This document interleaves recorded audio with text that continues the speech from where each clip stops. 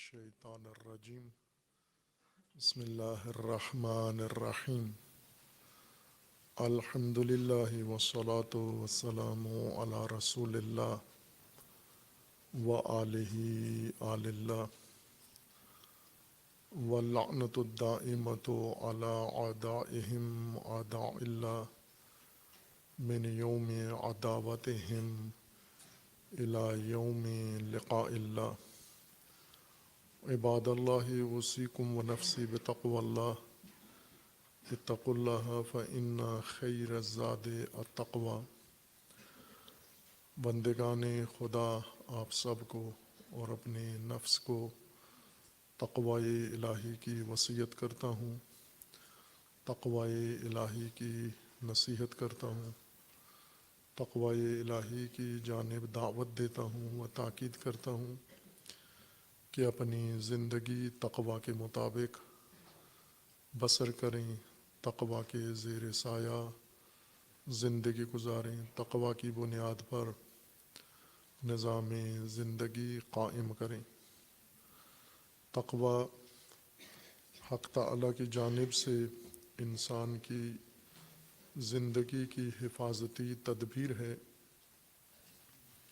اور انسانی زندگی فقط تقوی کے ذریعے محفوظ ہے۔ تقوی سے باہر انسانی زندگی تباہ ہے، برباد ہے اور ہلاک ہے۔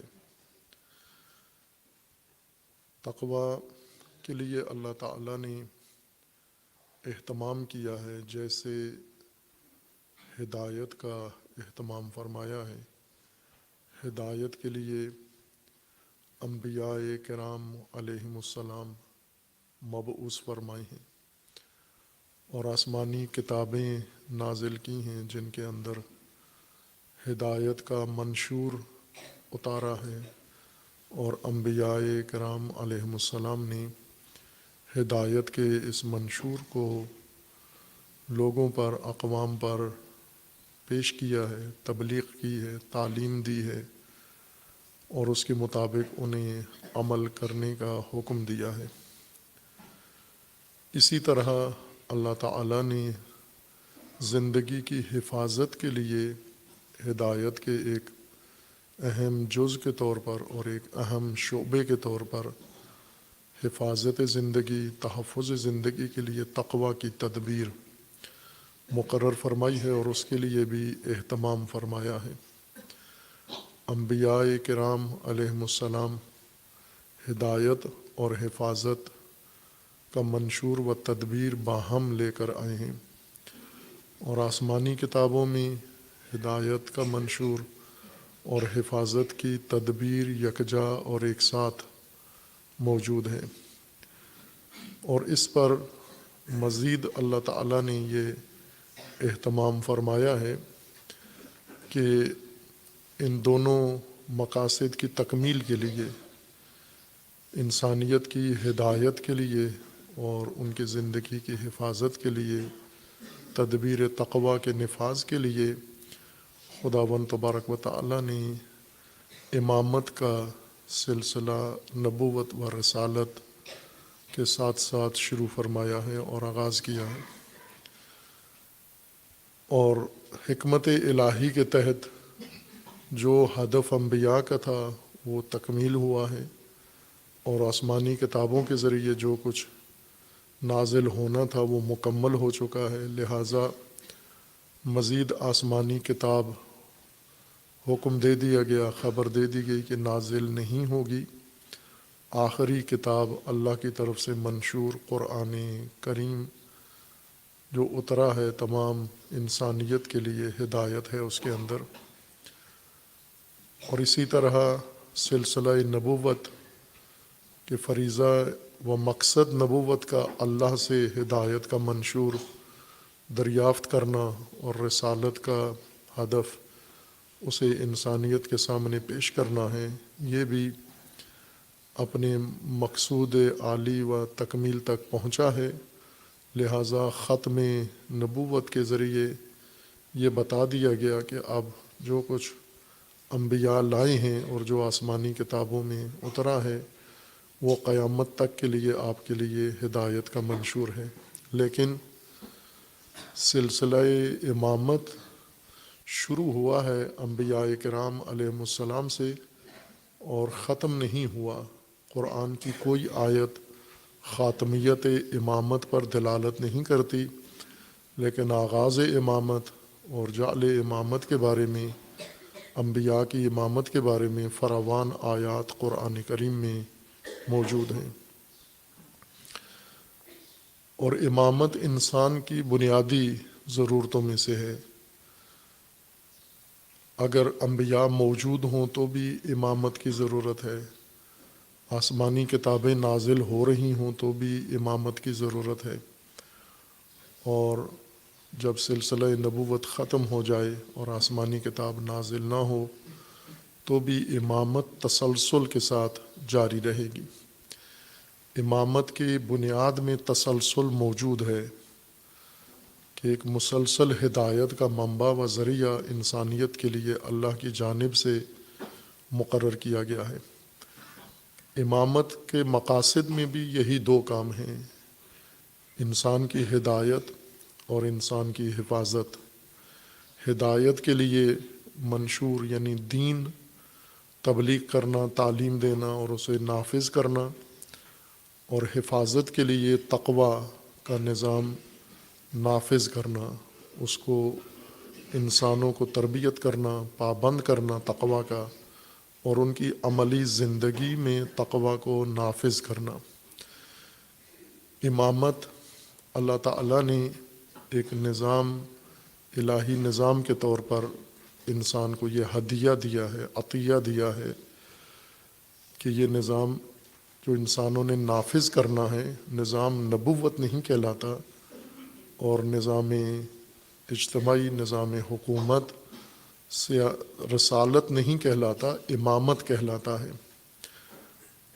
جو اللہ نے نظام مقرر کیا ہے، اگر انبیاء نے نظام اللہ کا نافذ کرنا ہے تو امامت نافذ کریں گے، اور بحیثیت امام نبی امت کی قیادت کریں گے اور امت کی سرپرستی کریں گے اور امت کی رہنمائی کریں گے۔ جس طرح خداوند تبارک و تعالیٰ نے انبیاء کرام کے بارے میں بیان فرمایا ہے کہ ہم نے انہیں نبوت و رسالت کے ساتھ ساتھ امامت کا منصب بھی عطا کیا ہے، اور یہی سلسلہ امامت رسول اللہ صلی اللہ علیہ وآلہ وسلم کی خاتمیت اور رسول اللہ کی رحلت کے بعد بھی جاری ہے۔ عموماً ایک تعبیر کی جاتی ہے، غیر دقیق تعبیر ہے، اس میں دقت شامل نہیں ہے، وہ یہ کہ ختم نبوت کے بعد یا رسول اللہ کی رحلت کے بعد اللہ نے امامت کا سلسلہ آغاز کیا ہے۔ یہ زیادہ دقیق بات نہیں ہے، تحقیقی بات نہیں ہے۔ امامت رسول اللہ کو بھی حاصل تھی، رسول اللہ سے پہلے کے انبیاء کو بھی حاصل تھی، اور رسول اللہ کے بعد بھی سلسلہ امامت جاری ہے، نہ کہ شروع ہوا ہے۔ اور یہ نظام امامت اللہ کی طرف سے واحد نظام ہے جس کے تحت انسان نے زندگی گزارنی ہے۔ لیکن امامت کے موضوع پر آج روز امامت ہے، روز شہادت حضرت امام موسیٰ کاظم علیہ الصلاۃ والسلام ہیں، امام ہفتم۔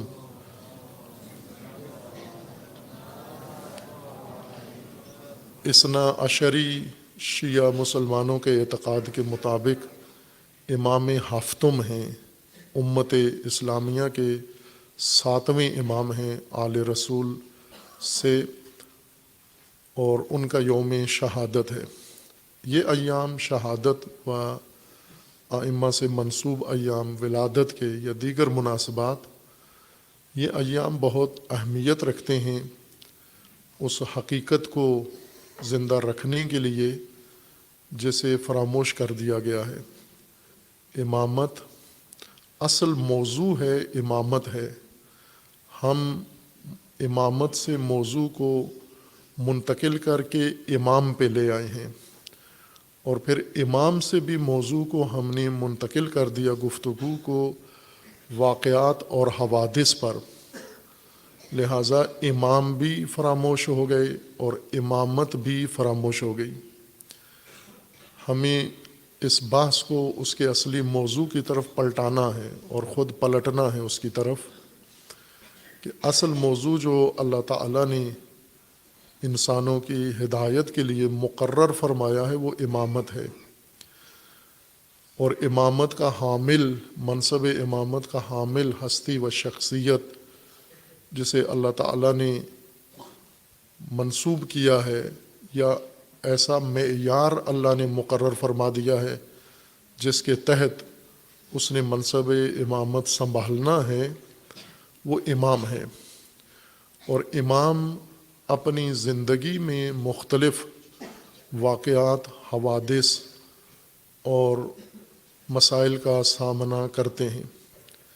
قرآن کریم نے سب سے پہلے جس ہستی کی امامت کا نام لے کر ذکر کیا ہے، کچھ انبیاء کو عمومی طور پر حضرت ابراہیم خلیل علیہ الصلاۃ والسلام سے پہلے کے انبیاء کرام کو اللہ تعالیٰ نے امامت کا ذکر کیا ہے۔ وَجَعَلْنَاهُمْ أَئِمَّةً، ہم نے ان سب کو امامت دی ہے۔ حضرت نوح کو امامت دی ہے، اور حضرت ابراہیم و حضرت نوح کے درمیان جو انبیاء ہیں وہ منصب امامت کے حامل ہیں۔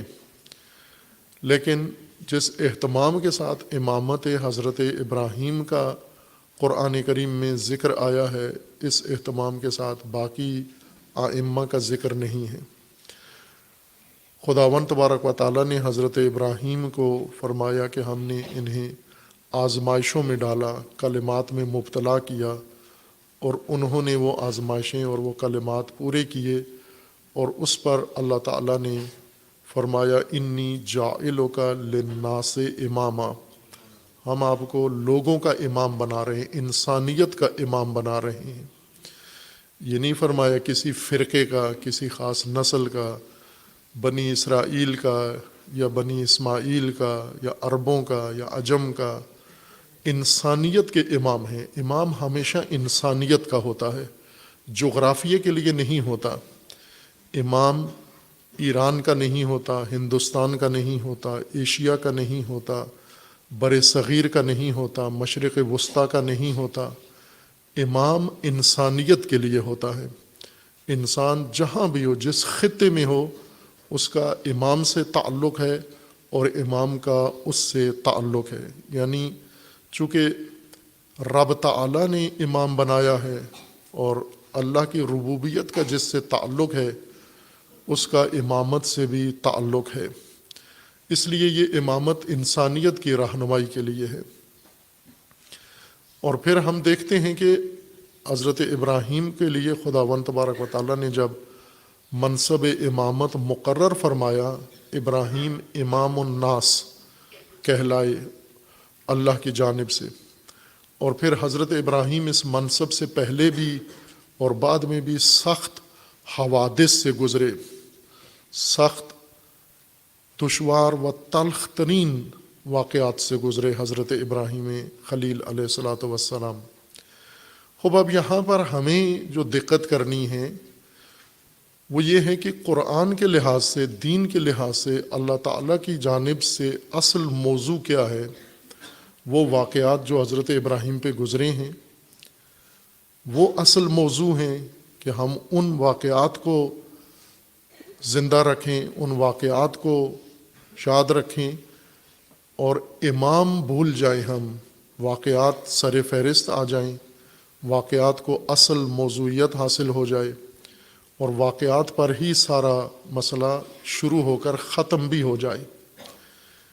حضرت ابراہیم ان گوناگون تلخ واقعات سے گزرے، ایک سے بڑھ کر ایک ایسا سنگین واقعہ ان کے ساتھ پیش آیا، اور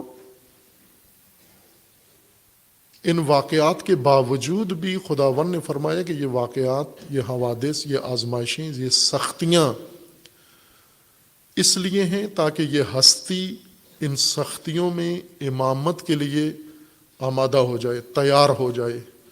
ان سختیوں کے اندر ایک تربیت ہے امامت کے لیے، چونکہ امامت آسان منصب نہیں ہے، سب سے دشوار ترین منصب جو اللہ تعالیٰ نے بشریت کے لیے مقرر فرمایا ہے وہ امامت کا منصب ہے۔ رسالت میں بھی سختیاں ہیں، دشواریاں ہیں، نبوت کے منصب میں بھی سختیاں ہیں، دشواریاں ہیں، لیکن جتنی دشواریاں امامت میں ہیں اتنی نبوت اور رسالت میں نہیں ہیں۔ رسول اللہ صلی اللہ علیہ وآلہ وسلم کو فریضہ نبوت میں سختیاں پیش آئیں اور ذمہ داری رسالت میں سختیاں پیش آئیں، لیکن سب سے زیادہ سختیاں رسول اللہ کو امامت کی ادائیگی میں پیش آئیں۔ حضرت ابراہیم خلیل کو امامت کے منصب کے لیے جن سختیوں سے گزرنا پڑا وہ واقعات قرآن کریم میں ان میں سے کچھ کی طرف اشارہ ہے، لیکن قرآن نے موضوع امامت کو قرار دیا ہے۔ اب ہم نے جو کیا کام، امامت کو فراموش کر دیا اور ساری بحث و گفتگو ہم امام پہ لے آئے، اور امام میں بھی پھر امام پہ نہیں ٹکے بلکہ واقعات اور حوادث پہ لے آئے، اور ان واقعات و حوادث سے پھر ہم باہر نہیں آئے، یعنی آگے نہیں بڑھے۔ نہ کہ ان واقعات و حوادث کو ہم نے فراموش کرنا ہے، ان کو بھولنا نہیں ہے، ان کو یاد رکھنا ہے، لیکن یاد واقعات امامت نہیں ہے، یاد حوادث امامت نہیں ہے۔ وہ واقعات و وہ حوادث، ان کے اندر ایک حکمت ہے امام کے لیے بھی اور امت کے لیے بھی، اور اصل ان حوادث و تلخیوں سے گزر کر جس چیز تک، حقیقت تک پہنچنا ہے وہ باعث امامت ہے۔ حضرت امام موسیٰ کاظم علیہ الصلاۃ والسلام ائمہ ہدیٰ علیہ السلام کے سلسلہ میں، تاریخ میں ان ہستیوں میں سے ہیں جن پر سب سے زیادہ سختیاں ڈھائی گئیں، سب سے زیادہ دشواریوں سے گزرے امام، اور پھر اس کے بعد وہ واقعات تاریخ کا حصہ بن گئے اور امت کے اندر بیان بھی ہو رہے ہیں، تکرار بھی ہو رہے ہیں۔ جس عہد میں امام علیہ السلام نے زندگی گزاری اور عہد امامت شروع ہوا، یہ قابل دقت موضوع ہے ہمارے لیے تمام مسائل میں۔ ہم حتیٰ واقعہ کربلا میں ہم امام و امامت کو بھول جاتے ہیں، صرف واقعات پہ آ جاتے ہیں، اور تمام موضوع واقعات سن کے، واقعات بیان کر کے، واقعات کا تذکرہ کر کے ہم نے گویا واقعات کو، حوادث کو، مصائب و تلخیوں کو امامت کا متبادل قرار دیا ہے، امامت کا جانشین بنا لیا ہے، امام کا بھی جانشین بنا لیا ہے۔ وہ سب واقعات امام پہ گزرے ہیں اور فریضہ امامت کی ادائیگی کے دوران گزرے ہیں۔ واقعات ان کا لازمہ ہے امامت کے نظام کا اور امامت کے عہدے کا۔ اب امت کو جہاں پر وہ واقعات یاد رکھنے ہیں، وہ تلخیاں یاد رکھنی ہیں، وہ مصائب اپنے ذہن میں رکھنے ہیں، اس بات کے لیے کہ یہ نعمت امامت جو ہم تک پہنچی ہے یہ آسانی سے نہیں پہنچی، اس کے لیے قربانیاں دی گئی ہیں، اس کے لیے سختیاں برداشت کی گئی ہیں، اس کے لیے مصائب جھیلے گئے ہیں، اس کے لیے ناقابل برداشت تلخیوں سے گزرنا پڑا ہے، اور پھر یہ عطیہ اللہ کا ہم تک پہنچا ہے تاکہ ہم امامت کے زیادہ قدردان ہو جائیں، نہ کہ حوادث کو اتنا ہم اس طرح سے سنیں کہ اصل امامت کو بھول ہی جائیں ہم، کہ یہ سختیاں سب جھیلی کس لیے تھیں، یہ مصائب آئے کس لیے تھے ان کے اوپر۔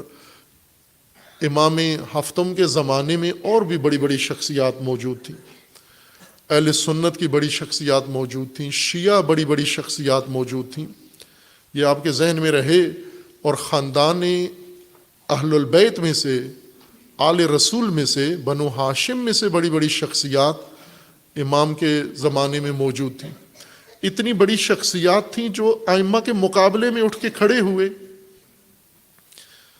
خوب نمایاں شخصیات تھیں، اور ان کا اپنے عہد میں ایک اثر رسوخ تھا جس تاریخ سے ہم آشنا نہیں ہیں، چونکہ ہم تاریخ اس طرح سے مستند تاریخ نہیں پڑھتے نہ سنتے ہیں، اور ہماری بدقسمتی یہ ہے کہ ہمیں تاریخ سنانے والے خود ان پڑھ اور جاہل ہوتے ہیں، یعنی خطبہ اور ذاکرین پیشہ ور جو صرف ہمارے احساسات ابھارنا جانتے ہیں، باقی انہیں دین کی کسی چیز کی خبر نہیں ہوتی، نہ تاریخ کی خبر ہوتی ہے اور نہ ہی ان کے پاس کوئی تحقیق ہوتی ہے، سنی سنائی باتیں نقل کر دیتے ہیں اور ہم بھی سن کے اسی کو تاریخ سمجھ لیتے ہیں۔ امام ہفتم علیہ السلام کے زمانے میں وہ سابقہ جتنے حالات سابقہ ائمہ ہدیٰ کے زمانے میں تھے وہ امام ہفتم کے زمانے میں جاری رہے، خصوصاً امام ششم حضرت امام صادق علیہ السلام کے زمانے میں جو کچھ واقعات رونما ہوئے وہ سارے موجود تھے، اور ان میں سے ایک جو امر ہوا وقوع پذیر ہوا وہ رجیم چینج کا مسئلہ تھا۔ حکمران بدلے، حکومت بدلی، سلسلہ حکومت بدلا، بنو امیہ سے اقتدار منتقل ہوا بنو عباس کو۔ ایک بنو یعنی ابن، ابنا، قبیلہ، ایک برادری، بنو کا مطلب برادری ہے، ایک برادری کے پاس اقتدار تھا، بنو امیہ برادری کے پاس اقتدار تھا، اور یہ اقتدار دوسری برادری میں عباس برادری میں منتقل ہو گیا۔ عباس جو رسول اللہ صلی اللہ علیہ وسلم کے چچا تھے، ان کی اولاد میں یہ اقتدار منتقل ہو گیا۔ اقتدار کے منتقل ہونے کا اس رجیم چینج میں جس چیز نے بنیادی کردار ادا کیا وہ امر امامت ہے۔ چونکہ بنو امیہ نے ائمہ پر ظلم کیا، خصوصاً کربلا میں اور کربلا کے بعد ائمہ ہدیٰ پر، اور اس موضوع کو بعض لوگوں نے بنایا، ایشو بنایا، اٹھایا، انتقام کربلا، اور پھر قیام کیا، اور وہ سارے سلسلہ امامت سے متعلق لوگ تھے جن میں نمایاں طور پر ابو مسلم خراسانی، ابو سلمہ اور اس طرح کے متعدد افراد تھے، بڑے جرنیل جنہوں نے پوری مملکت کے اندر فوج جمع کی عوامی اور بنو امیہ کو شکست دی، اور اقتدار جو کربلا کے نام پر، ائمہ کے نام پر، آل رسول کے نام پر تحریک چلائی تھی، اقتدار دوسری برادری کو دے دیا۔ خب یہ برادری آئی، اس نے آ کر پہلی برادری سے زیادہ اپنے اقتدار کو مضبوط کرنے کے لیے ظلم ڈھایا، اور بنو امیہ اب اپوزیشن بھی نہیں رہے، سرکوب ہو چکے تھے۔ نئی برادری جب آئی بنو عباس، انہوں نے، اور خصوصاً جو ان کے جرنیل تھے شیعہ، امامت کے سلسلے سے، لیکن امامت کے لیے فعال نہیں تھے، امامت کے لیے سرگرم نہیں تھے، امامت کے لیے کوشش نہیں کر رہے تھے، جھنڈے امامت کے تھے، نعرے امامت کے تھے، شعار امامت کے تھے، امامت کو ایک اوزار کے طور پر سیاسی استفادہ کر رہے تھے کربلا کو، اور لوگوں کو ابھار کر پھر انہوں نے اس برادری کے لیے اقتدار حاصل کیا۔ اس طرح سے بنو امیہ کو کچلا کہ بنو امیہ اب سر چھپانے کے قابل بھی نہیں رہے تھے، اپوزیشن تو دور کی بات ہے۔ اس طرح سے ان کی کمر توڑ دی ان لوگوں نے، اور نئی برادری جب آئی بنو عباس، ان کا اقتدار قائم ہوا۔ اب انہیں خطرہ بنو امیہ سے نہیں تھا، شکست خوردہ برادری سے، ان کو اقتدار کا خطرہ امامت سے تھا، ائمہ سے تھا، آل رسول سے تھا، اولاد نبی سے تھا ان کو خطرہ۔ اس لیے انہوں نے شروع سے ہی بنو امیہ سے زیادہ شدت کے ساتھ ائمہ ہدیٰ پر تشدد شروع کیا، اور چونکہ انہیں معلوم تھا کہ ان کے نام پر ہم نے تحریکیں چلائی ہیں، اور لوگوں کے ذہنوں میں ان کا تقدس بیٹھا ہوا ہے، اور لوگوں کے ذہنوں میں یہ ہے کہ کربلا کے وارث تو یہ ہیں، رسول اللہ کے وارث اور خاندان یہ ہے۔ بنو امیہ نے ایک بحث گفتگو چھیڑی اپنے درباری علماء کے ذریعے اور اپنے سرکاری کرایہ داروں کے ذریعے سے، اور وہ یہ تھی کہ رسول اللہ کا خاندان کون شمار ہوگا۔ رسول اللہ کا خاندان دو ہیں، ایک رسول اللہ کی بیٹی سے شروع ہوتا ہے اور ایک رسول اللہ کے چچا سے شروع ہوتا ہے۔ تو انہوں نے یہ کہا کہ قانون یہ ہے کہ کسی کا بھی خاندان بیٹی سے شروع نہیں ہوتا، چونکہ عربوں کے ہاں یہ جاہلیت میں نظام تھا کہ ہمارے بیٹے ہمارے بیٹے ہیں، ہمارے بیٹوں کے بیٹے بھی ہمارے بیٹے ہیں، لیکن ہماری بیٹیوں کے بیٹے ہمارے بیٹے نہیں ہیں۔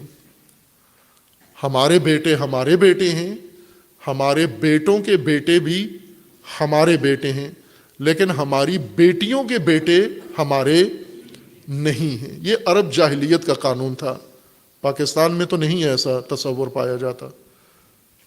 آپ کے بیٹوں کے بیٹے تو آپ کے بیٹے ہیں، لیکن آپ کی بیٹیوں کے بیٹے کیا ہیں؟ وہ تو نہیں ہیں آپ کے بیٹے، سمجھتے ہیں ان کو اپنا بیٹا۔ یہی جو اقرار کر رہے ہیں سمجھتے ہیں یہی غنیمت ہے، اور اللہ کرے کہ ایسا ہو، واقعاً ہو، وہ آپ کی اولاد ہیں، رسول اللہ کی اولاد رسول اللہ کی بیٹی سے ہیں۔ اس لیے بنو امیہ نے سرکاری طور پر نصاب میں مشترکہ قومی نصاب بنایا، اور اس نصاب کے اندر یہ بات تعلیم دینا شروع کی کہ بیٹوں کے بیٹے بیٹے ہوتے ہیں، بیٹیوں کے بیٹے بیٹے نہیں ہوتے۔ لہٰذا کہا کہ چونکہ ہمارا رشتہ رسول اللہ کے ساتھ مرد کے ذریعے ہے، اور نرینہ رشتہ ہے، اور امام صادق علیہ السلام کا نرینہ رشتہ نہیں ہے، بیٹی کی اولاد ہیں، اور بیٹی کی اولاد وارث نہیں ہوتے، بیٹوں کے اولاد یا بچوں وارث، مردوں کے اولاد وہ وارث ہوتے ہیں۔ لہٰذا یہ ایک انہوں نے موضوع چھیڑا برادری نے کہ ہم رسول اللہ کے وارث ہیں، اصلی وارث شرعی و قانونی۔ یہ بات انہوں نے چھیڑی۔ اقتدار میں آنے کے بعد، اقتدار میں آنے سے پہلے یہ کہتے تھے یہی آل رسول ہیں، جو رسول اللہ کی بیٹی کے اولاد ہیں یہ آل رسول ہیں، اور ان پر ظلم ہوا ہے، ان کی حق تلفی ہوئی ہے، بنو امیہ نے ان کے اوپر ستم ڈھایا ہے، اور ہم اس کا انتقام لینا چاہتے ہیں۔ لہٰذا اقتدار میں آنے تک یہ آل رسول تھے، اقتدار میں آنے کے بعد خود آل رسول بن گئے، ہم خاندان رسول ہیں۔ اور اب انہوں نے یہ جب تحریک شروع کی، بات شروع کی، تو مختلف جگہوں پر جمعے کے خطبوں میں اور محافل میں، مجالس میں، جگہ جگہ لوگ یہ ثابت کرتے تھے دلائل کے ذریعے کہ بنو عباس اصل وارث ہیں اہل البیت کے۔ اور انہیں خطرہ اقتدار کا چھننے کا تھا تو وہ فقط ائمہ سے تھا، آل رسول سے تھا۔ ایک طرف سے ان کی حیثیت کو مشکوک قرار دینے کے لیے درباری، سرکاری، جیسے آج بھی یہ کام ہو رہا ہے کہ دشمنان اہل البیت کو تقدس دینے کی کوشش کی جا رہی ہے، بنو امیہ کو تقدس دینے کی کوشش کی جا رہی ہے، اور یہ کام یہاں پاکستان میں دوسرے ملکوں سے زیادہ ہو رہا ہے۔ ناصبیت نے اہل البیت کے دشمنوں کو مقدس رنگ دینا شروع کر دیا ہے، ان کو طرح طرح کے تحفظ کے لیے کوششیں کر رہے ہیں۔ یہ کام بنو عباس نے بھی کیا کہ اپنے اقتدار کو مضبوط رکھنے کے لیے ایک تو آل رسول کی حیثیت کو لوگوں کے ذہنوں میں مشکوک قرار دیا کہ یہ نہیں ہیں آل رسول چونکہ بیٹی کی اولاد ہیں، اور دوسرا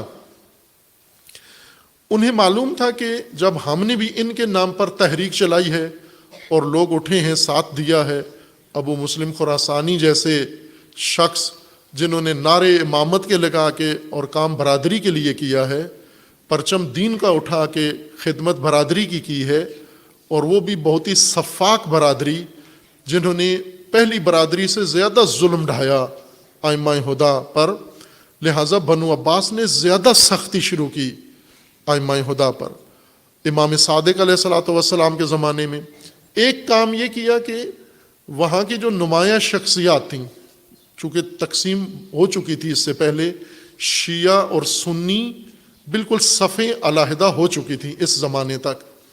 امام موسیٰ کاظم علیہ السلام کی ولادت مبارک یہ 127 یا 128 ہجری میں ہوئی ہے، یعنی دوسری صدی کے اوائل میں یا دوسری صدی کے درمیانی حصے میں امام کی ولادت ہوئی ہے۔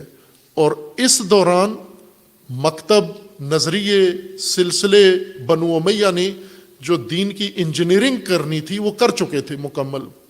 کتابیں حدیث کی، کتابیں فقہ کی، فقہا، ہر چیز وہ پہلے بنا چکے تھے. اب بنو عباس کو فقط اس ڈرائنگ کو اپنے نفع میں تبدیل کرنا تھا، اپنے حق میں اس کو ڈھالنا تھا. جیسے آپ دیکھتے ہیں کہ سرکاری ادارے ہوتے ہیں، عدلیہ، کل تک اپریل 2022 تک یہ عدلیہ کسی اور حکومت کی خدمت میں تھی، آج یہ عدلیہ کسی اور کی خدمت میں ہے. اپریل 2022 تک ادارے سرکاری کسی اور کے لیے، علماء، مشائخ کسی اور کے کلمے اور گیت گاتے تھے، اور اپریل 2022 کے بعد یہ کسی اور کے گن گاتے ہیں. اب کسی اور جگہ جا کر بیٹھتے ہیں اور مفادات اپنے حاصل کرتے ہیں. یہ ایک تسلسل کے ساتھ رہتا ہے کہ جو حکومتیں بنیں گی، جو رجیم آئے گا، اس کے مطابق درباری سرکاری لوگوں کا قبلہ بدل کے ادھر ہی ہو جاتا ہے. بنو عباس نے یہ کام جو بنو امیہ نے گراؤنڈ بنایا تھا اس کو اپنے حق میں تبدیل کرنے کے لیے یہ اقدامات کیے. ان اقدامات میں سے ایک کام انہوں نے اس زمانے کی جو نمایاں شخصیات تھیں، بڑی شخصیات، ان کو ائمہ کے مقابلے میں لا کر کھڑا کرنے کی کوشش کی، خصوصاً اہل البیت میں سے، یعنی آل رسول میں سے، خاندان ائمہ میں سے ان کو لا کر کھڑا کرنے کی کوشش کی گئی. ان میں اب جو حالات امام ششم کے زمانے میں پیدا ہوئے تھے، چونکہ حکومت اس وقت بدلی تھی، اور امام صادق علیہ السلام کے مقابلے میں بنو ہاشم کو لا کر کھڑا کیا گیا. بلکہ میں پہلے بھی بتا چکا ہوں کہ امام کو اپنے چچا زاد کی بیعت کرنے پر مجبور کیا گیا. اس وقت حکومت بدلی نہیں تھی، بنو امیہ کے آخری دور تھا، اور یہ تحریکیں چل رہی تھیں رجیم چینج کی، اور ابو مسلم خراسانی بھرپور طریقے سے بنو امیہ کو کمزور کر رہا تھا. ایسے میں جب انہیں یقین ہو گیا بنو عباس کو کہ ہم اقتدار میں آنے والے ہیں، تو انہوں نے ایک خاندان ائمہ میں سے ایک شخص کو کھڑا کیا اور کہا کہ یہ مہدی زمان ہے اور آپ ان کے ہاتھ پر بیعت کریں. امام صادق علیہ السلام کو طلب کیا. بہرکیف امام نے انہیں بھی سمجھایا، نصیحت کی، اور انہیں باز رہنے کے لیے کہا، اور کچھ وہاں پیشگوئیاں بھی کیں جو بعد میں سچ ثابت ہوئیں. اسی شخص کو جس کی بیعت امام سے کروانا چاہ رہے تھے، امام نے کہا تو انہی کے ہاتھوں، اشارہ کیا سامنے صفاح بیٹھا ہوا تھا، اور کہا کہ اس کے ہاتھوں تو قتل ہو جائے گا، اور ایسا ہی ہوا بعد میں. اب امام ہفتم کے مقابلے میں جو صورتحال پیش آئی، چونکہ امام ششم کے شہادت کے بعد تشیع میں ایک واضح تقسیم عمل میں آئی، بہت بڑی تقسیم عمل میں آئی. ہر امام کے بعد شیعہ تقسیم ہوئے ہیں، اور اس تقسیم میں کئی عوامل تھے، مفادات بھی شامل تھے، اس میں جہالت بھی شامل تھی، حماقت بھی تھی، اور اس کے اندر حکومت نے بھی بھرپور کردار ادا کیا. یعنی حکومت بھی امام کے مخالف افراد کو خاندان بنو ہاشم میں سے چن کے ائمہ کے مقابلے میں کھڑا کر کے ان کی تقویت کرتے تھے، ان کو پروموٹ کرتے تھے، ان کو لوگوں کے سامنے پیش کرتے تھے کہ یہ امام ہیں اصل میں جو حکومت کے ساتھ وفادار ہیں، اور ائمہ ہدیٰ سے دور کرنے کے لیے انہیں استعمال کرتے تھے. امام ششم کی وفات کے بعد ایک تقسیم واضح تشیع کے اندر یہ پیدا ہوئی کہ امام موسیٰ کاظم علیہ السلام کے بڑے بھائی اسماعیل ابن جعفر، امام صادق کے سب سے بڑے فرزند صاحبزادے، وہ امام کی زندگی میں وفات پا گئے تھے، اور امام نے ان کو دفن کیا خود، اور لوگوں کو گواہ قرار دیا کہ یہ وفات پا گئے ہیں. لیکن امام صادق علیہ السلام کی وفات کے بعد ایک طبقہ شیعوں میں سے ایسا پیدا ہوا جنہوں نے کہا کہ اسماعیل ابن جعفر کی وفات نہیں ہوئی، وہ پردہ غیبت میں چلے گئے ہیں، وہ مہدی آخر الزمان ہیں، وہ روپوش ہو گئے ہیں. یہ انہوں نے یہ مسئلہ اٹھایا، اور اس بنیاد پر ایک بڑی تقسیم عمل میں آ گئی، اور اکثریت اسی مسلک کی طرف چلے گئے. پھر ان میں سے ایک اور گروہ نکلا جنہوں نے کہا کہ نہیں، اسماعیل ابن جعفر وفات پا گئے ہیں، ہم نے خود ان کی تشییع جنازے میں شرکت کی ہے، دیکھا ہے، گواہی دی۔ محمد ابن اسماعیل انہی کے بیٹے، ان کی امامت کا اعلان کر دیا گیا۔ کچھ لوگ اسماعیل کی امامت پر باقی رہے اور ان کی غیبت کے قائل ہو گئے اور ابھی بھی قائل ہیں، اور کچھ لوگ کہتے تھے وہ وفات پا گئے ہیں اور ان کے بیٹے محمد یہ اب ان کے جانشین ہیں۔ اسی طرح امام صادق علیہ السلام کے دیگر جو اولاد تھی، امام موسیٰ کاظم علیہ السلام کے علاوہ، ان کی اولاد میں سے بعض لوگوں کو آگے لایا گیا امامت کے لیے کہ یہ امامت کے حقدار ہیں، یہ امامت کے اصل وارث ہیں اور امام موسیٰ کاظم نہیں ہیں۔ یہ ایک بڑا سلسلہ شروع ہوا اور ایک بڑی مشکل ابتدا میں ہی امامت میں امام موسیٰ کاظم علیہ السلام کو یہ پیش آئی۔ بلکہ یہ جو آپ سنتے ہیں امام زندان میں رہے، 14 سال زندان میں رہے، یہ ایک ہی جیل ایک دورانیہ نہیں ہے، لگاتار ایک زندان میں 14 سال رہے، بلکہ بنو عباس کے تقریباً 5 یا 6 حکمران اس برادری کے، انہوں نے ہر ایک نے اپنے اپنے دور میں امام کو کبھی زندان میں ڈالا، کبھی نکالا، کبھی پکڑ لیتے تھے، کبھی چھوڑ دیتے تھے۔ سارا مجموعہ اسارت کا ملا کر 14 سال بنتا ہے، نہ کہ لگاتار یہ اس اسارت 14 سال تھی، 14 سال نہیں تھی۔ امام علیہ السلام، کچھ انسان خود بھی سوچتا ہے ذہن سے، اس کو درایت کہتے ہیں، روایت جو آپ سنتے ہیں یا جو آپ کو پیش کیا جاتا ہے، اور درایت اس پہ غور و فکر کی کرنا ہوتا ہے۔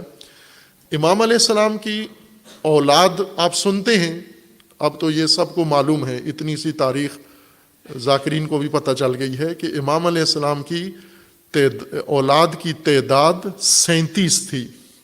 تاریخوں میں ایسے ہی لکھا ہوا ہے، بعض میں 34 ہے، بعض میں 37 لکھا ہوا ہے۔ امام کے 18 بیٹے تھے اور 19 بیٹیاں تھیں۔ اب اتنی کثیر اولاد زندان میں تو نہیں پیدا ہوتی۔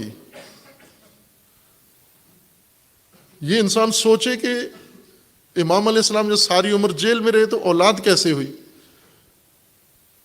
امام علیہ السلام کو ہر حکمران جو آتا تھا وہ آ کر دیکھتا تھا کہ امام علیہ السلام کے اوپر نظر رکھتا تھا، اپنے جاسوس لگاتا تھا، اور بنو ہاشم میں سے جو نزدیکی ہوتے تھے انہیں تنخواہ دے کے، پیمنٹ کر کے ان سے مخبریاں لیتا تھا۔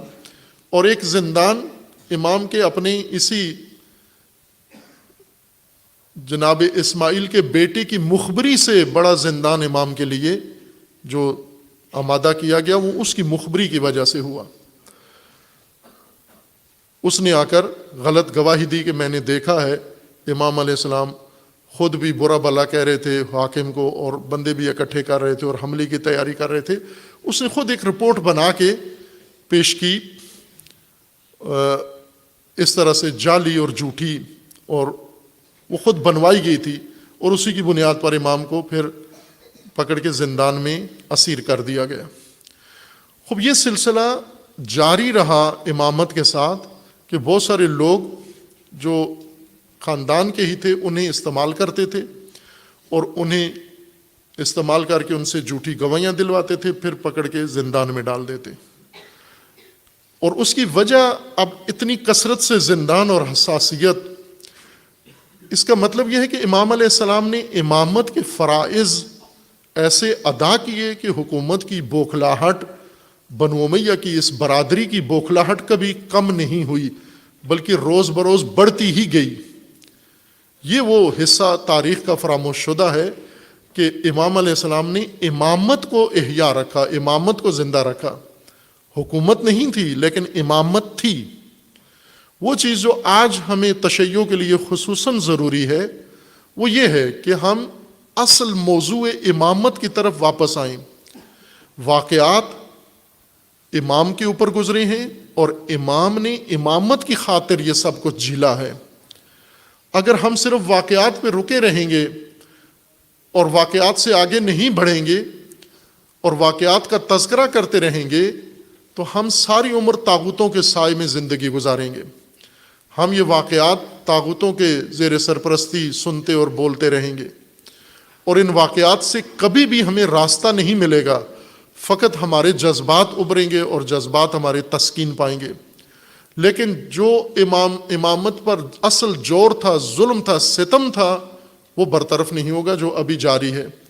اگر امام موسیٰ کاظم علیہ السلام امامت پر فائز تھے لیکن حکومت پر کوئی اور براجمان تھا، تو آج آپ جس امام کے عہد میں ہیں وہ تو 1200 سال سے اس مسند پہ نہیں ہے جہاں ہونا چاہیے تھا.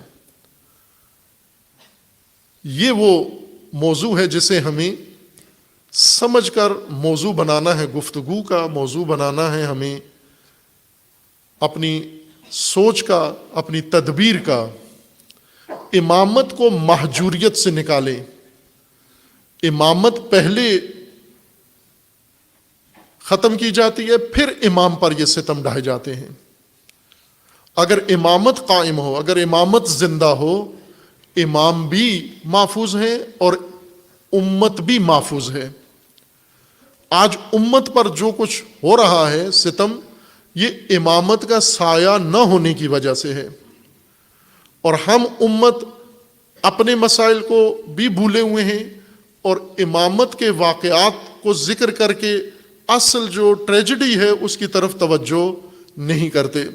یہ ایام، شہادت کے ایام یا ولادت کے ایام یا ہر وہ دن جو ائمہ ہدیٰ علیہ السلام سے منسوب ہے، یہ دن احیاء امر امامت کے لیے ہے.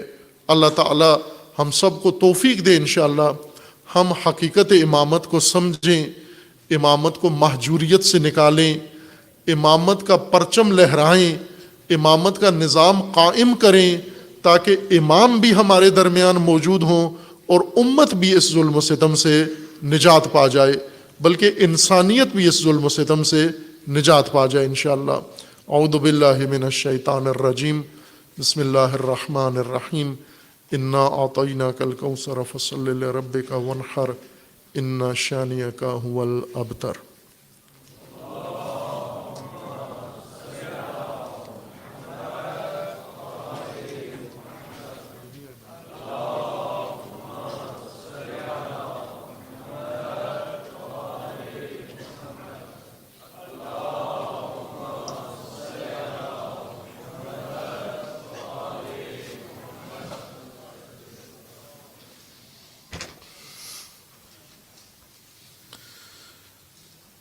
اعوذ باللہ من الشیطان الرجیم.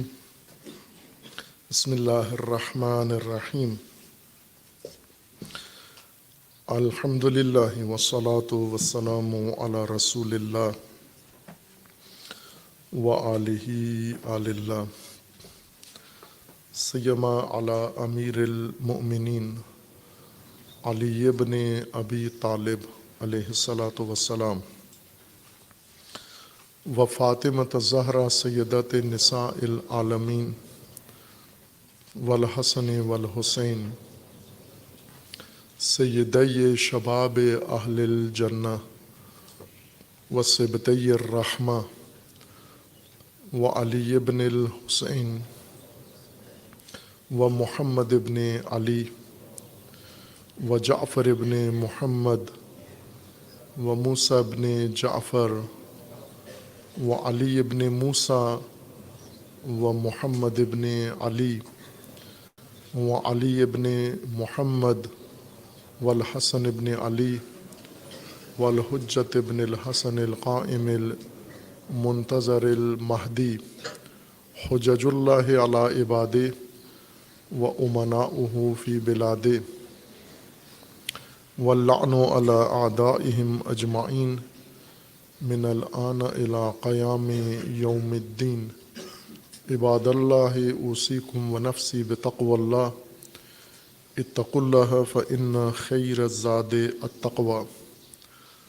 بندگان خدا، آپ سب کو اور اپنے نفس کو تقوی الہی کی وصیت کرتا ہوں، تقوی الہی کی نصیحت کرتا ہوں، تقوی الہی کی جانب دعوت دیتا ہوں و تاکید کرتا ہوں کہ اپنی زندگی تقوی کے مطابق بسر کریں، تقوی کے زیر سایہ زندگی گزاریں، تقوی کی بنیاد پر نظام زندگی قائم کریں۔ تقوی حفاظتی تدبیر ہے اللہ کی جانب سے انسانی زندگی کی حفاظت کے لیے، اور تقوی کے لیے اللہ نے حفاظتی تدبیر کا ایک اہم اہتمام یہ کیا ہے کہ تقوی کے عملی مجسم نمونے اسوے قائم کیے ہیں، اور ان میں ائمہ ہدی علیہم السلام بعد از نبی اکرم صلی اللہ علیہ وآلہ وسلم اسوہ کاملہ ہیں، اسوہ حسنہ ہیں تقوی کے لیے۔ زندگی امام کی ہر امام کی انسان کے لیے اسوہ ہے، جیسے ہر نبی کی زندگی اسوہ ہے۔ اسوہ اس ماڈل کو کہتے ہیں، اس نمونے کو کہتے ہیں جسے دیکھ کر کاپی کیا جائے، جسے دیکھ کر اس کی ادا اپنائی جائے، اسی طرح نقشہ ڈیزائن بنایا جائے، اس کو اسوہ کہتے ہیں۔ جس کی تأسی کی جائے، جس کے پیچھے چلا جائے، جس کے ساتھ اپنی مشابہت پیدا کی جائے۔ ہم جو کچھ کرتے ہیں ائمہ ہدی علیہم السلام کے باب میں حق میں، وہ جو کچھ ہم عقیدتوں کا اظہار کرتے ہیں وہ اسطورہ کے لیے ہے، سب کچھ جو اسوہ کے سامنے ہم پیش کرتے ہیں۔ اسطورہ افسانے کو کہتے ہیں، خیالی چیز کو کہتے ہیں، جس کی کوئی حقیقت نہ ہو، کوئی واقعیت نہ ہو، کسی شاعر کے تخیل میں، کسی ادیب کے تخیل میں کوئی شخصیت، کوئی کردار، کریکٹر بنایا ہے اور لوگوں نے اس کو پڑھ لیا ہے اور پھر اس کو ذہن میں بٹھا لیا ہے، جسے عموماً آپ ہیرو کہتے ہیں۔ ہیرو ایک خیالی کردار ہوتا ہے انسانوں کا، افسانوں کے اندر، کہانیوں کے اندر۔ نہ وہ انسان پیدا ہوئے ہیں، نہ وہ موجود ہیں، نہ وہ کچھ کرتے ہیں، نہ ان کی طرح کوئی ہو سکتا ہے۔ اور یہ کردار چونکہ تخیلاتی ہوتے ہیں، انسانوں کو بہت بہاتے ہیں۔ انسان کے شخصیت کی پختگی کی ایک علامت یہ ہے، اگر عقل مند انسان ہو، عقل کامل ہو انسان کی، اسے کہانیاں زیادہ اچھی نہیں لگتی، افسانے اچھے نہیں لگتے، ناول اچھے نہیں لگتے، ڈرامے اچھے نہیں لگتے، یعنی اس کے اندر اس کے لیے کوئی جذابیت نہیں ہوتی، چونکہ اسے پتہ ہوتا ہے کہ یہ سب جعلی ہے، من گھڑت ہے، حقیقت نہیں ہے، یہ ایسا حقیقت میں نہیں ہے۔ فلموں میں، ڈراموں میں، کہانیوں میں جو کردار ہوتے ہیں یہ فرضی کردار ہیں، خیالی ہیں، ایک ادیب یا لکھاری کے تخیل نے یہ کریکٹر بنایا ہے، اس کے ذہن نے بنایا ہے، ورنہ کہیں بھی موجود نہیں ہے۔ اور بچے عموماً اس وجہ سے زیادہ پسند کرتے ہیں چونکہ بچوں میں عقل نہیں ہوتی، تخیل ہوتا ہے ان کا۔ عقل پسند نہیں کرتی فرضی کردار، عقل حقیقی کردار پسند کرتی ہے۔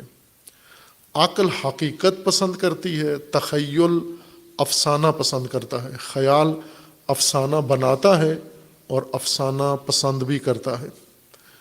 اس لیے بہت سارے کردار جو آپ عموماً سنتے ہیں تقریروں میں، یہ حقیقی کردار نہیں ہوتے، یہ ایک تخیل ہے، کہانی فرض کی ہے یا ایک کردار فرض کیا ہے۔ ایک باپ بیٹے کا جھگڑا مجھے یاد ہے، کراچی میں ایک بزرگ والد، وہ اپنے بیٹے سے بہت ناراض تھے اور اسے لے کر میرے پاس آئے کہ اس کو آپ تنبیہ کریں، بہت بدتمیز ہو گیا ہے، بے ادب ہو گیا ہے۔ تو میں نے بیٹے کو کہا کیوں والد کو ستایا ہے؟ تو انہوں نے کہا کہ پہلے والد سے پوچھیں کہ کیوں، میں نے کیا کہا ہے جو یہ اتنے ناراض ہیں؟ تو والد سے میں نے پوچھا تو انہوں نے کہا کہ مجلس ہو رہی تھی اور مجلس کے دوران وہ ذاکر صاحب جو پڑھ رہے تھے مضمون، یہ اس مجلس کو سن کر یہ بیٹا مجھے کہتا ہے کہ یہ پنجابی فلم کا سین ہے یہ جو ذاکر پڑھ رہا ہے۔ تو میں نے کہا یہ بدتمیزی ہے، تو مجلس کے بارے میں ایسی گستاخی کیوں کرتا ہے؟ تو میں نے اس سے کہا کہ یہ تو واقعاً ٹھیک ہے کہ آپ نے کیوں یہ بات کی ہے مجلس کے بارے میں؟ تو اس نے کہا کہ میں آپ کو بتا بھی سکتا ہوں کہ یہ جتنا ڈائلاگ تھا یہ سارا فلم کا ہے۔ اس نے کہا میں نے وہ فلم بھی دیکھی ہوئی ہے، میں نے مجلس بھی سنی ہوئی ہے، میرے بابا نے صرف مجلس سنی ہے، فلم نہیں دیکھی ہے، فرق یہ ہے۔ ورنہ وہ مجھے کہتے ہیں آپ کو بھی اگر میں وہ دکھا دوں تو آپ کی تصدیق کریں گے کہ الفاظ کا بھی بیچ میں فرق نہیں ہے۔ تو اس نے کہا کہ یہ اس نے وہاں سے یہ مضمون لیا ہے فلم سے، اور یہاں آ کر اس کو مجلس میں فٹ کر کے اب مومنوں کے عقیدے سے یہ کھیل رہے ہیں۔ تو میں نے بابا کو صرف یہ بتایا، تو پھر بھی میں نے کہا آپ نے اچھا نہیں کیا، والد کا دل دکھایا ہے، معذرت کرو، معافی مانگو۔ باہر کے باپ بیٹے میں معاملہ رفع دفع ہو گیا، لیکن بات اپنی جگہ ہے کہ ہمارے بہت سارے لوگ وہ اسی طرح کے تخیلاتی چیزیں پیش کرتے ہیں، دین میں بھی آ کر تخیلاتی چیزیں پیش کرتے ہیں۔ اسوہ اس حقیقی کردار کو کہتے ہیں، جیسے حضرت ابراہیم کو قرآن نے کہا یہ اسوہ ہے۔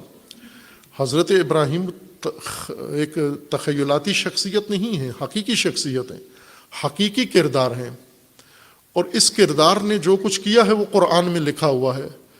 ان کو اسوہ کہنے کا مطلب یہ ہے کہ آپ نے وہی کچھ کرنا ہے، آپ نے بھی وہی کچھ کرنا ہے، نہ کہ حضرت ابراہیم نے جو کچھ کیا ہے ان واقعات کو آپ نے فقط ذکر کرنا ہے، وہ آپ نے دہرانا ہے۔ حضرت ابراہیم نے بت توڑے، آپ نے بت توڑنے ہیں، دہرانا ہے۔ حضرت ابراہیم نے اپنے مشرک رشتہ دار چچا جس کو قرآن نے اب کہا ہے آزر، اس سے اظہار براءت کیا، آپ کو اظہار براءت کرنا ہے مشرکوں سے، بے شک گھر میں ہو کوئی بھی ہو، وہ اب ہو تمہارا، وہ چچا ہو تمہارا، وہ بڑا ہو تمہارا، وہ سرپرست ہو تمہارا، اگر وہ مشرک ہے اس سے اظہار براءت کرنا ہے۔ اور آیہ اسوہ اسی مورد میں نازل ہوئی ہے کہ جب ابراہیم نے ان مشرکوں کو کہا کہ میں بری ہوں اور تمہارے ان کاموں سے اور تمہارے بتوں سے، اسی میں ابراہیم تمہارے لیے اسوہ ہیں، رسول اللہ صلی اللہ علیہ وآلہ وسلم تمہارے لیے اسوہ ہیں۔ اس کا یہ مطلب نہیں ہے کہ اسوہ کا کہ آپ فقط رسول اللہ کے فضائل پڑھتے رہیں، بلکہ جو رسول اللہ نے کیا ہے وہ آپ بھی اپنائیں، وہ تکرار کریں، وہ سیرت اپنے وجود میں اتاریں، اس سیرت کو اپنی زندگی کا منشور قرار دیں۔ رسول اللہ صلی اللہ علیہ وآلہ وسلم نے قدم قدم پہ جو کچھ کیا ہے وہ کریں آپ۔ اسی طرح ائمہ ہدیٰ علیہم السلام ہیں، اور امام موسیٰ کاظم علیہ الصلاۃ والسلام اسوہ ہیں ہمارے لیے۔ امام نے جو کچھ کیا ہے وہ ہمیں کرنا ہے، امام علی علیہ السلام نے جو کچھ کیا ہے وہ ہم سب کو کرنا ہے، وہ سب کچھ۔ امام حسن نے جو کچھ کیا ہمیں کرنا ہے، امام حسین نے جو کچھ کیا وہ ہمیں کرنا ہے، نہ کہ امام حسن اور امام حسین نے جو کچھ کیا ہمیں اس پہ صرف رونا ہے۔ یہ کس نے وظیفہ مقرر کر دیا آپ کا کہ انہوں نے جو کیا ہے وہ آپ نے کرنا نہیں ہے، جو انہوں نے کیا ہے اس پہ آپ نے رونا ہے؟ نہ، ہم نے بھی وہی کرنا ہے، منہ بے منہ وہی کرنا ہے، قدم بے قدم وہی کرنا ہے، ہر مرحلے میں وہی اقدام کرنا ہے، ہر صورتحال مشابہ صورتحال میں وہی کام کرنا ہے۔ یزید اگر آ گیا ہے تو یوں نہیں کہ امام حسین نے قیام کیا ہے اور ہم امام حسین کے قیام پہ روئیں، نہ، آپ نے اپنے زمانے کے یزید کے خلاف قیام کرنا ہے، یہ حسینیت ہے۔ امام موسیٰ کاظم علیہ السلام نے جو کیا ہے وہ آپ نے کرنا ہے۔ امام موسیٰ کاظم علیہ السلام کی زندگی کی صورتحال آج پاکستان میں ہم کہہ سکتے ہیں کہ بہت نزدیک صورتحال ہمارے معاشرے کی امام موسیٰ کاظم علیہ السلام کے زمانے کے ساتھ ہے۔ امام موسیٰ کاظم علیہ السلام نے اپنی خانوادگی زندگی، نجی زندگی بھی گزاری، 37 اولاد، اس کا مطلب ہے کہ خاندان میں رہے، وقت دیا، اہمیت دی، اور یہ نسل امامت بڑھائی. یہ اسوہ ہے آپ کے لیے. آپ کا کام امام موسیٰ کاظم کو رونا ہے، صرف 2 بچے پیدا کر کے باقی عمر رونے میں گزار دیں. یہ امام موسیٰ کاظم علیہ السلام کی زندگی کا حصہ ہے یہ. اور اتنے مصائب میں، یہ کنی رفاعی زندگی اور آسودہ زندگی تھی، دشوار ترین زندگی اور اتنی کثرت سے اولاد. امام موسیٰ کاظم علیہ السلام نے، امام کو کہا جاتا ہے باب الحوائج. باب الحوائج ہم یہ سمجھیں اس سے کہ امام علیہ السلام، آپ کی کوئی حاجت ہے، آپ منت مان لیں، امام موسیٰ کاظم علیہ السلام کی وہ حاجت پوری ہو جائے گی. یہ نہیں ہے معنی. باب الحوائج کا مطلب یہ ہے کہ اس امام موسیٰ کاظم کے زمانے میں کسی بھی انسان کی کوئی ضرورت، حاجت ہوتی تھی، وہ فقط امام موسیٰ کاظم کے در پر پوری ہوتی تھی. حکومت نہیں کر سکتی تھی، نہیں کرتی تھی پوری. اپنے اپنے بس مختلف مذاہب کے لوگ تھے، مسلمان، غیر مسلمان، جس کو بھی کوئی ضرورت پڑتی تھی وہ ایک ہی جگہ امید ہوتی تھی ان کو کہ ہم موسیٰ ابن جعفر کے در پہ جائیں گے، وہاں سے ہماری ضرورت پوری ہو جائے گی. اور امام کرتے تھے. معروف تھا امام موسیٰ کاظم علیہ السلام کے زمانے میں، معروف تھا کہ امام کے پاس درہم و دینار کی تھیلیاں چھوٹی چھوٹی ہوتی تھیں، ان میں سکے گن کے، کسی میں 5، کسی میں 10، کسی میں 20، اور یہ امام کے پاس ہوتے تھے. اور معروف تھے یہ امام کے یہ سکوں کی تھیلیاں، اور لوگ اس راستے میں موجود ہوتے تھے، اور امام کے پاس جب آتے تو وہ امام ان کو وہ نکال کے ضرورت مند کو دیتے. اور یوں نہیں کہ کسی اور کام سے جا رہے ہوتے اور ضمناً لوگوں کی ضروریات پوری کر دیتے، بلکہ نکلتے ہی گھر سے اسی لیے تھے کہ اگر میں گھر میں بیٹھا رہا، باہر کوئی ضرورت مند ہوا تو میں اس کی ضرورت کیسے پوری کروں گا اگر وہ نہیں آیا میرے پاس. تو انتظار نہیں کرتے تھے کہ ضرورت مند چل کر میرے گھر پہ آئے، بلکہ امام خود اٹھ کر مدینے کی گلیوں میں نکل کے ان ضرورت مندوں کے گھروں میں جا کر یہ ضرورت پوری کرتے تھے. یہ باب الحوائج ہیں. خب آپ کے محلے میں آپ کے رشتہ داروں میں ضرورت مند نہیں ہیں، وہ ضرورت مند کتنی دفعہ ہماری طرف رجوع کرتے ہیں، ان میں سے کتنی کی ضرورت ہم پوری کرتے ہیں. صرف موسیٰ کاظم پہ رو لینا یہ نہیں ہے امامت کا تقاضا. آپ باب الحوائج بنو، لوگوں کی ضروریات پوری کرو، لوگوں کی مشکلات حل کرو جو آپ کے بس میں ہے. ضروری نہیں کہ ساری ضروریات پیسے سے پوری ہوتی ہیں، کچھ ضروریات مشورے سے پوری ہوتی ہیں، کچھ ضروریات ساتھ کھڑے ہونے سے پوری ہوتی ہیں، کچھ ضروریات ان کے ہاں کسی کام میں شرکت کرنے سے پوری ہوتی ہیں. ہر طرح کی ضروریات ہیں. احساساتی ضروریات ہیں لوگوں کی، جذباتی ضروریات ہیں لوگوں کی، مالی ضروریات ہیں لوگوں کی، روابط کے لحاظ سے ضروریات ہیں لوگوں کی. خوب یہ ساری ضروریات امامت کے نظام میں باب الحوائج بنے، یعنی لوگوں کی حاجت برآوری کا دروازہ آپ بنے.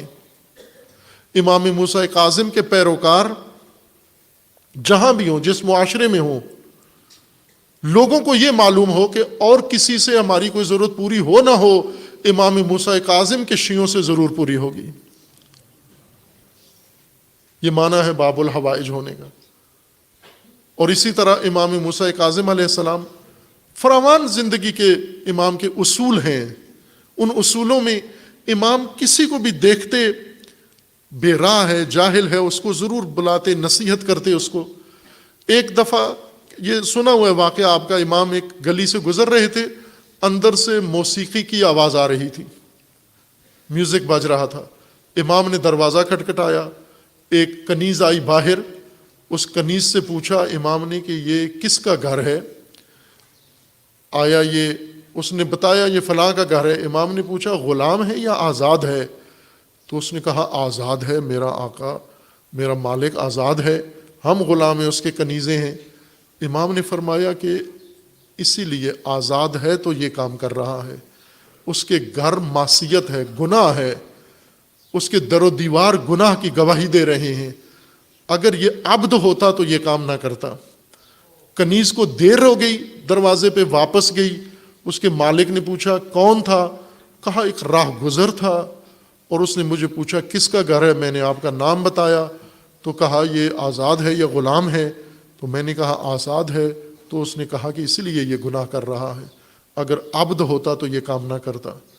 وہ فوراً سمجھ گیا، کنیز نہیں سمجھی، وہ سمجھ گیا، کوڈ سمجھ گیا، یہ کس کا جملہ ہو سکتا ہے۔ فوراً کنیز کو کہتا ہے کہ موسیٰ ابن جعفر تو نہیں تھے یہ، اور ننگے پاؤں، روایت میں ننگے پاؤں دوڑ پڑا اور امام کے پیچھے آ کر قدموں میں گرا اور کہا کہ مولا میں آزاد نہیں، میں عبد ہوں، میں لیبرل نہیں ہوں، میں اللہ کا بندہ ہوں، غلطی ہو گئی مجھ سے۔ خب امام علیہ السلام اس طرح بے تفاوت نہیں گزرتے تھے لوگوں سے، یہ اسوہ ہے امام موسیٰ کاظم علیہ الصلوۃ والسلام کا۔ اور پھر جب سختیاں آ جائیں، اسوہ ہیں، ائمہ اسوہ ہیں ہمارے لیے، جب سختیاں آ جائیں ہم زمین آسمان سر پہ اٹھا لیتے ہیں، ہم دوسروں کا جینا حرام کر دیتے ہیں، سختی ہم پہ آئی ہے اور سزا ہم دوسروں کو دیتے ہیں۔ امام علیہ السلام نے جس صبر استقامت کے ساتھ یہ سختیاں، یہ زندان گزارے، وہ زندان جس سے زندانی بھی، زندان بان بھی تعجب کرتے تھے جب انہیں حکم دیا جاتا تھا۔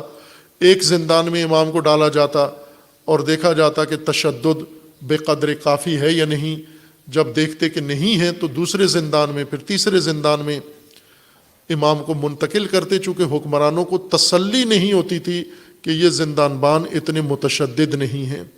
آخر کار اس لعین سندھی ابن شائق کے، جس کا داروغہ وہ تھا، ہارون کے دربار کے ساتھ بغداد میں اس کا زندان تھا، اس میں امام کو بند کیا، اور اس نے کہا کہ اتنا تشدد کر کے امام موسیٰ کاظم پہچانے نہ جا سکیں،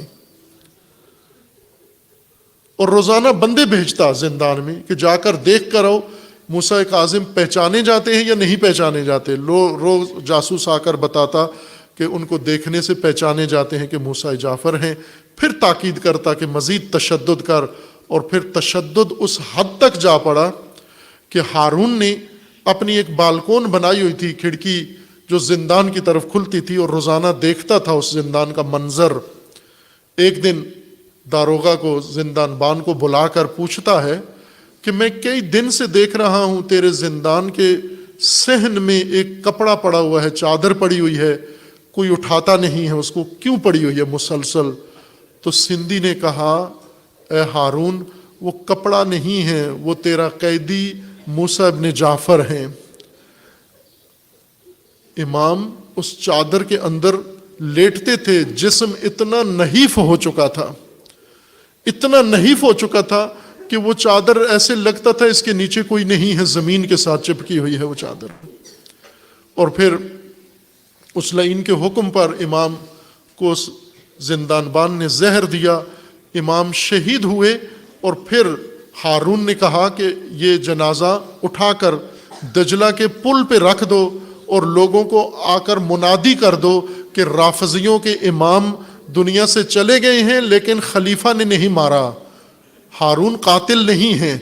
اور پھر جنازہ رکھ کر شہر میں منادی کرا دی گئی، پھر سارے آتے باری باری، لائنیں لگیں، صفیں لگیں، اور آ کر امام کے چہرے سے، گردن سے کپڑا اتار کے دیکھتے کہ خنجر کا، تلوار کا نشان ہے یا نہیں ہے، رسی کا نشان ہے یا نہیں ہے، اور گواہی دے کر چلے جاتے کہ موسیٰ ابن جعفر کو شہید نہیں کیا گیا، اس لیے کہ زہر دی گئی تھی، اور یہ گواہی دے کر چلے جاتے۔ لیکن کوئی بھی اس شہر میں، وہ شہر شیعوں سے بھی بھرا ہوا تھا، سنیوں سے بھی بھرا ہوا تھا، وہ مسلمانوں کا شہر تھا، اور مسلمان کوئی جنازہ اس طرح کسی غریب کا نہیں چھوڑتے۔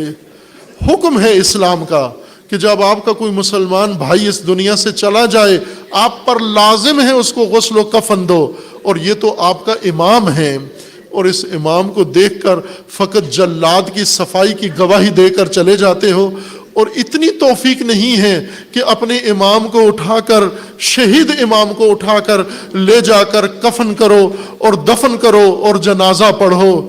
لیکن یہ آل رسول کے ساتھ یہ امتحان سختیاں ہیں، آل خلیل کے ساتھ یہ سختیاں ہیں۔ اے ابراہیم خلیل، امامت کا امتحان آپ نے دیا اور بڑا کامیاب امتحان دیا، اور آج موسیٰ ابن جعفر کی امامت کا امتحان ہے۔ اتنا کامیاب امتحان ہے، اتنا کامیاب امتحان ہے کہ اپنے بھی آ کر دیکھ کر فقط گواہی دے کر چلے جاتے ہیں، بیگانہ اور اجنبی بھی دیکھ کر چلے جاتے ہیں، مزدوروں سے جنازہ اٹھایا جاتا ہے۔ اس امام کا جس کے اتنے پیروکار ہیں، جس کی اتنی اولاد ہے، اس غربت و مظلومیت میں امام اس دنیا سے رحلت فرما جاتے ہیں۔ اللہ لعنت اللہ علی الظالمین فسیعلم الذین ظلموا ای منقلب ینقلبون۔ خدا بندہ بحق امام موسیٰ ابن جعفر، بحق ائمہ ہدیٰ، بحق رسول اللہ، بحق قرآن، خدا بندہ جو مومنین اس دنیا سے رحلت کر گئے انہیں جوار رحمت میں مقام عطا فرما، ان سب کے گناہان صغیرہ و کبیرہ کو معاف فرما، جو مریض ہیں علیل ہیں انہیں شفاء کاملہ عطا فرما۔ کچھ مریضوں کے لیے التماس دعا کی گئی ہے، پروردگارہ جملہ مرضى اسلام سمیت ان مد نظر مریضوں کو جلد از جلد شفاء کاملہ عنایت فرما۔ خدا بندہ جو مومنین کسی مشکل مصیبت میں گرفتار ہیں ان کے تمام مسائل و مشکلات کو برطرف فرما، جو ظلم و ستم کا شکار ہیں انہیں اس ظلم و ستم سے نجات عطا فرما، ان ظالمین کو ظلم سمیت نیست و نابود فرما، مخصوصاً مظلومین کشمیر، فلسطین، یمن، لبنان، شام، عراق، افغانستان، پروردگارہ ان کو ان ظالمین کے شر سے نجات عطا فرما۔ پروردگارہ بحق محمد و آل محمد مملکت پاکستان کی حفاظت فرما، اس ملک کو اندرونی بیرونی دشمنوں کے شر سے محفوظ فرما، ملک کے اندر امن و امان قائم فرما، ملک کے ساتھ خیانت کرنے والوں کو رسوا فرما۔ پروردگارہ یہ حکمران، یہ سیاستدان جو عذاب ہیں اس ملت کے لیے، پروردگارہ اس ملت کو اس عذاب سے نجات عطا فرما، اس ملت پاکستان کو بیداری و شعور عطا فرما، انہیں محبت و الفت و اخوت کی توفیق عطا فرما۔ پروردگارہ رہبر معظم انقلاب اسلامی کا سایہ دراز فرما، انقلاب اسلامی کو دشمنوں کے شر سے محفوظ فرما، انقلاب اسلامی کو انقلاب امام زمن سے متصل فرما، اپنے ولی حق ولی اللہ العظم اجل اللہ تعالی فرج و شریف کا جلد از جلد ظہور فرما، ہمیں حضرت کے اعوان و انصار میں سے ان کی توفیق عنایت فرما۔ اعوذ باللہ من الشیطان الرجیم، بسم اللہ الرحمن الرحیم، قل هو اللہ احد اللہ الصمد لم یلد ولم یولد ولم یکن لہ کفوا احد۔